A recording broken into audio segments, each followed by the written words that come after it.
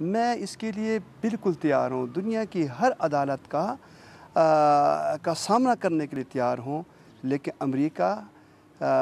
کے جو الزامات مجھ پر دہشت گردی کے حوالے سے ہیں، اگر وہ ثابت کر دے تو میں ہر سزا کے لیے تیار ہوں، بغیر کسی ثبوت کے جو ہے وہ الزام لگائے ہیں، اور وہ بھی ہمارے بدترین پاکستان کے دشمن مودی کو خوش کرنے کے لیے۔ تو آپ پاکستان میں پہلے نہیں ہیں جن کو انہوں نے یہ درجہ دیا ہے،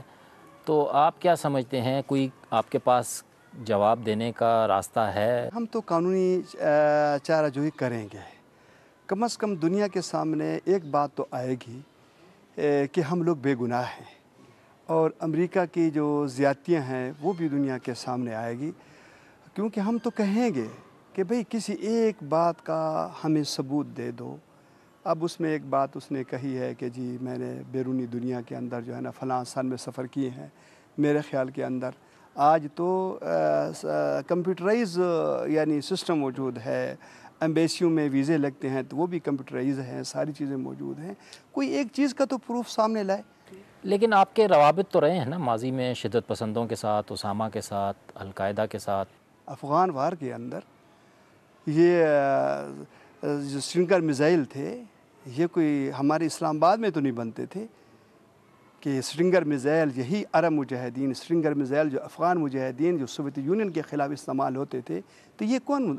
یعنی عجیب سی بات ہے